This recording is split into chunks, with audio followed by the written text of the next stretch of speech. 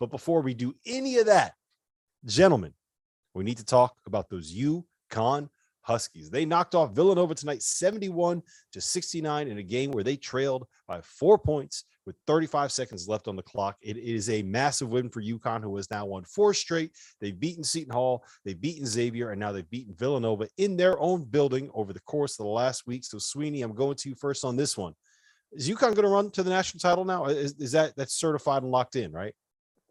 Man, I mean, I don't know about that, but I will say this. I mean, what a confidence builder today has to be, right? Not just the fact that you won the game against the kind of standard bearer program in this conference, but the fact that you did it the way that you did it, losing your head coach early in the game, dealing with that adversity, going down 4 with under a minute to go, having to battle back, forcing a turnover against one of the most, steady-handed teams in college basketball, and then executing down the stretch with 2 really outstanding play calls by Kamani Young and 2 great executions by, the UConn offense. And again, did it come down to a last second call, a block charge, a 50-50 call? I think it probably, if I was officiating, would have been, a block. Yeah, it did. But at some point, I mean, you got to feel really, really good if you're UConn for the way that you were able to close out this ball game late and build confidence heading into March. Yeah. Randolph, let me ask you this. You've been an assistant coach. You've taken over games where your head coach was thrown out. How Kamani Young stepped into a situation, and what I was so impressed with was the composure and the confidence that he had to be able to settle his guys down. Like, Villanova went on a 6-0 run immediately thereafter Dan Hurley got his 2 technical fouls. The crowd was riled up. The players were losing their cool a little bit, and he stepped in, called them down, got them going in the right direction, called up those 2 place designs at the end of the game. I thought he did a terrific job. You've been in that situation. How difficult is it to take over for a head coach that gets run like that in the middle of a game? Oh, it's very difficult. I think the biggest thing you got to give him credit for is, like you said, he kept the team composed and just during the critical times of the game, late game, that tie-up was big. It was right in front of their bench. You can tell they were yelling at the guys not to foul. They had a trap going. So kudos to Kamani. I thought he stepped up tonight, and I'm not surprised. I think he's one of the next guys in line to get a head coaching job, and I think he just proved that much tonight. But that situation is really difficult because most times when that happens, the game's out of line. Like, most of the time, a coach gets his second technical when it's like, all right, we're getting the crap beat out of us. They want to get thrown out anyway at that point, and it just puts the game out of line. And for him to bring those guys back just shows how well coached they are, but definitely shows a lot about Kamani and how much of a up-and-coming coach and head coach he should be. All right, we're welcoming in all of the people that were listening to Kansas beat up on Kansas State. We're talking a little bit about UConn's win over Villanova. This is the Field of 68 After Dark. Rob Doster, Kevin Sweeney, Randolph Childress. You mentioned the technical fouls that Dan Hurley got. I'm a little bit biased. People know this. I'm a UConn fan. I did not think that he deserved those technical fouls for what he did tonight. I think that was an accumulation of the fact that he may be a little bit, Dan Hurley may be a little bit grating on the officials when it comes to the way that he kind of treats them over the course of a season. And to me, this was James Breeding, who teed him up twice, basically saying, you know what, I'm done with you. It's the end of a long year. I'm done. Go in the showers. I don't want to deal with you anymore. I won't argue with that. It looked like it. I mean, I thought the second one, I didn't know a guy could get a technical foul for cheering his team cheering the crowd to come on. He does that kind of stuff all the time. I mean, just, talking loud and kind of pumping his crowd up. So he definitely he's a little fed up with him tonight. Yeah, I mean, I think the second technical is crazy, right? And it's frustrating that an official kind of takes it into his hands to do something like that in a game that means that much. But I also think the first technical's kind of on Danny Hurley, right? Like, at some point, this is too important a game to be getting rung up, right? You can't afford to hand them 2 points. I mean, this game was decided by 2 points. Like, and this is not new for him, right? He's been in these spots before. And I just think, there has to be a understanding of the moment and an understanding of when it's okay to go cross the line and maybe get rung to try to get your team fired up. And maybe when it's time to say, hey, look, we got to lose the battle to win the war. And, Kamani Young did an amazing job today, but you don't want to be at the spot of making your associate head coach win you ball games, right? Like, this is, these are big games. These are season defining moments, and you want your head coach on the sideline, and he put himself in a bad position today. The Yeah. guys are going to be who they are, though, right? They're That's going to true. be, no matter what their personality are, they're going to be. If you're laid back and reserved, they'll get on you about that. You know what you're getting if you go watch Dan Hurley. If you're going to UConn, you know what you're getting. You know what you're playing for, and they love him. Say what you want, they love him. And was he a little extra over the top tonight? He was. Yeah, his persona very much fits with what the UConn fan base is and the people that root for that team and the people that go to those games. I do think, though, that there is room to criticize him for putting himself in a position where you're going to get run like that. Look, if you hit the scorers table, you're probably going to end up getting a technical foul, right? Am I right on that, RC? You've been on more sidelines than I have. Yeah. If you smack the scorers table, you're probably going to get rung up. And let's be honest too. He gave him a few choice words too. let's be clear about that. I'm sure he just wasn't saying you missed a call. I'm sure it was a little bit more. The possession more earlier vocabulary too, put to that. It was a buildup of things. The possession before, he was getting into James Breeding because of a foul that was called when Brandon Slater went to the basket. He thought that UConn should have gotten one on the other end. Then they go down, and Tyrese Martin, to be fair, did get fouled. Like there were 2 or 3 offensive rebounds in a row. The third one, Tyrese Martin got fouled on. Like he got hit on the arm as he went back up to finish something. It happens all the time in these games. Dan Hurley's reaction was to smack the board. Boom, you get rung up. You get mad about it. You overreact, and then you clearly antagonize the official by getting the crowd revved up. Like when people don't like you, like that's the thing. Sweeney, you had a great point about this, right? There needs to be a working relationship, right, between officials and coaches, right?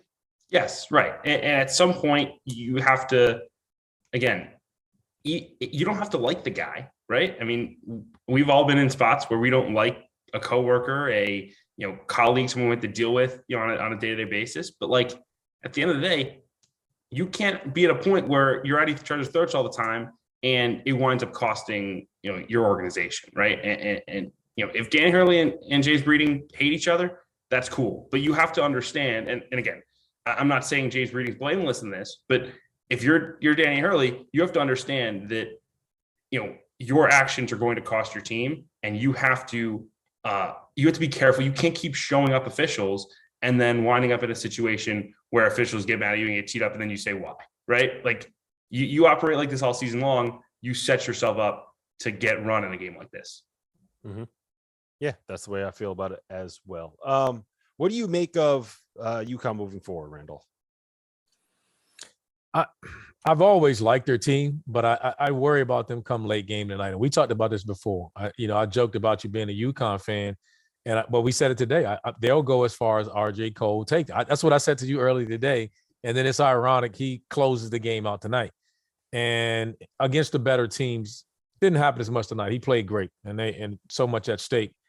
But he made the right play with the tie-up. But they still struggle, and they get predictable with him. I think teams just focusing on him, make another guy beat you or handle it late game. I just don't like how they'll get in. I don't think they'll go very far. I don't see them getting through the first weekend. Sweeney? I think I'm a believer, especially with the way that Sonogo played today, right? I mean, Eric Dixon took it to UConn in the first meeting. I think he had 24 and 12, and it's a huge reason why Villanova won that game. And I thought the UConn's front court kind of took it personal, and Dama Sonogo came out and played a really good ball game. He had 20 points, 6 rebounds, 3 assists, 2 blocks. Like he played as complete a game as I've seen from him. And I think when you have that level of an anchor on the block, combined with some guys who can space the floor, and then a point guard like RJ Cole, who has made big plays and proved again tonight that he can be a clutch shot maker, you have a chance to really make some noise, right? They're physical. They're big and strong defensively. They can really guard and win a game on that end of the floor. But they have enough weapons, I think, as Cole continues to establish himself as a really good lead guard, as Sonogo continues to establish himself as a guy you don't want to mess with on the block, and then all the wings that they have. I think they have enough to really be a dangerous team in March and make a run to the second weekend. So go ahead, Rob. I want to ask you this. If you guys, I know you say you like UConn. I know you do, Rob. Give me a third scorer that you can count on come a tournament game or any game going forward, even in the Big East tournament. Who's going to be your third scorer on that team? They needed to be Tyrese Martin, and he hit a couple shots tonight. He was not finishing stuff at the basket tonight. Here's my biggest thing with UConn is that it's been late game execution, right? The reason why they are so high up in the KenPom rankings, they were favored tonight. They won by 2 against Villanova, and they did not cover the spread. It was 2.5 when it closed at Bet Rivers. The reason why they are ranked so high in the metrics and they're so high on KenPom and their efficiency is so good is because they lose all these close games where they can't execute in a final possession, where they're not able to scheme something up. I think back to the overtime loss to Seton Hall. I think back to final possessions against Michigan State in the Bahamas. I think back to the final possession against West Virginia, where it was just a horrific final possession. They lose by 3. Tonight was the opposite of that, right? There were a couple of bad possessions with 2 minutes left, but in the last 30 seconds, Kamani drew up 2 fantastic sets. One of them got Tyler Polley coming off of a pin down. He knocked down a 3. The other one created an open side ball screen for RJ Cole to get to his right hand, and he finished. Hopefully that's the kind of thing that can create a little bit of confidence in moments like that. I've said this before. They have enough guys and enough talent and enough ability and enough athletes and enough players that are just tough as hell to compete with anybody in college basketball this year. I truly believe that. Anybody in college basketball, those dudes are going to be able to compete with them at the very least. If they show up to play, they'll be able to compete. They win because they're going to either punk you on the glass, they're going to force turnovers, or they're going to make your life miserable defensively. That's when they're at their best, when they can take advantage of the fact that they have better physical tools than anybody else. They don't have a ton of guys that are great when it comes to feel, which kind of puts you in a situation where they run. I mean, RC, you watch it tonight, man. Like, they run set after set after set after set with counter after counter after everything is drawn up. Everything's dialed up. They don't have a ton of guys that just play. And I think what happens when you get to a final possession, you need to create offense out of sets. And it's much more difficult to do that when you have a set defense. Someone can throw a curveball at you, whatever it is.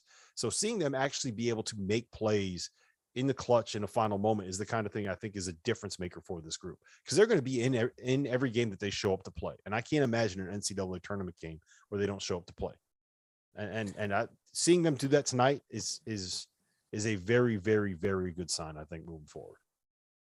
The only thing I'll say again, and I'll say this about that team, is RJ Cole got it done tonight to close it for him. The concern I have is when people are scheming, saying, I'm not going to let RJ Cole beat me. And that's the same thing we're talking about. You said several times in those late games. Providence game was that way. We talked about that after the Providence game. Providence maybe pulled away at the very end, but that was a really close game. Nobody really, I'll say this, no one else seemed to want the ball when it matters. Exactly. And he's just chasing it and he's going to get it. It just makes it more predictable. If one of these other guards or someone else steps up and just shows they want the ball, they don't have to be a playmaker. Just show you want it, like, and step up and take shots, then this team can go far. But I've seen it too many times, and that's my only concern with them of doing real damage in the tournament or even the Big East tournament for that matter.